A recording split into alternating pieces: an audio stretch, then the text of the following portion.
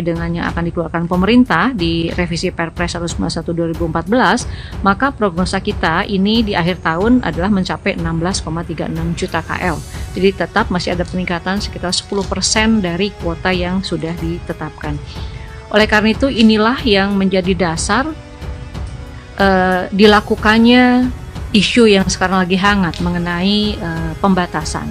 Gitu, karena kalau kita lihat dari data Departemen Keuangan, kalau kita membuat range untuk tingkat kesejahteraan masyarakat itu 40% masyarakat yang miskin dan rentan miskin itu mengkonsumsi hanya 20% BBM subsidi, tetapi yang 60 teratas sisanya itulah sebetulnya mengkonsumsi 80% BBM subsidi. Ini data yang kemudian juga disampaikan ke publik dari Departemen Keuangan.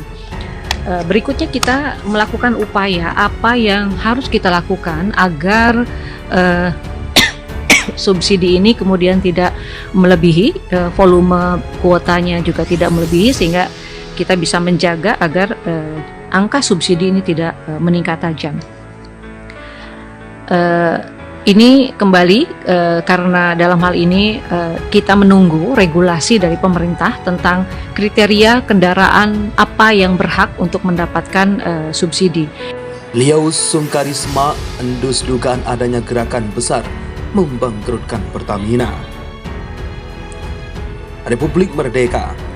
Digitalisasi yang dilakukan Pertamina bukan upaya akal-akalan penguasa untuk mengeruk pundi-pundi lebih besar demi menghadapi persiapan pemilu 2024.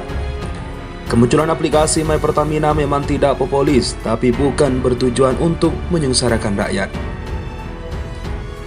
Begitu tegas Koordinator Komunitas Tionghoa Anti Korupsi Komtak Liaus Sungkarisma menanggapi pro kontra kemunculan aplikasi My Pertamina untuk membeli bahan bakar minyak yang langsung menuai hujatan masyarakat.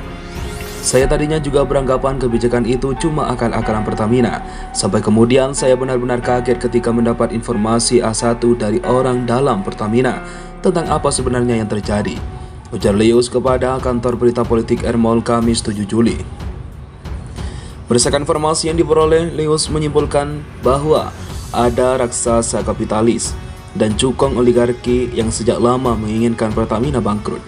Jika gerakan membangkrutkan Pertamina ini berhasil, maka mau tidak mau Pertamina harus dijual atau dialihkan ke pihak swasta. Ini yang berbahaya, tegasnya.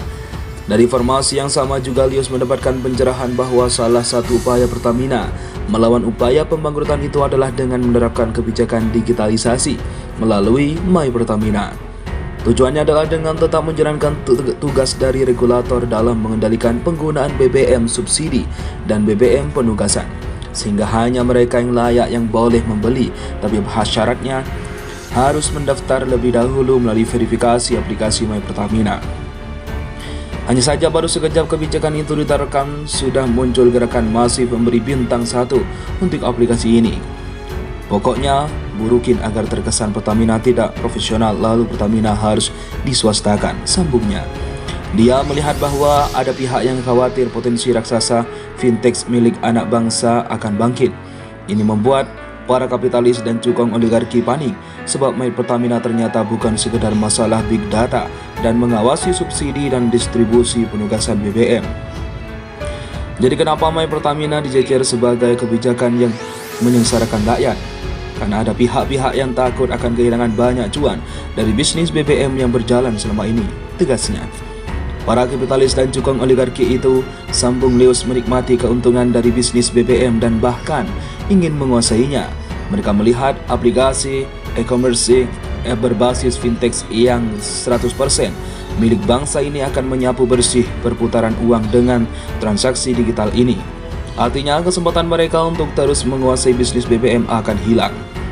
Dengan 270 juta penduduk, ujar Liaus, Indonesia adalah bangsa pasar yang luar biasa besar. Belum lagi jika melihat Pertamina punya jaringan bisnis yang luar biasa dan tersebar luas di seluruh Indonesia. Menurutnya, jika digitalisasi BBM berhasil, maka bukan tidak mungkin LPG, Polumas, dan lain-lain kebutuhan sehari-hari rakyat seperti gadget, jasa logam mulia, properti dan lain-lain bisa dibeli di My Pertamina. Apa ini bukan suatu yang luar biasa? My Pertamina bisa tumbuh seperti besar Amazon atau Alibaba, dan itulah yang ditakutkan para cukong oligarki itu, kata Leus.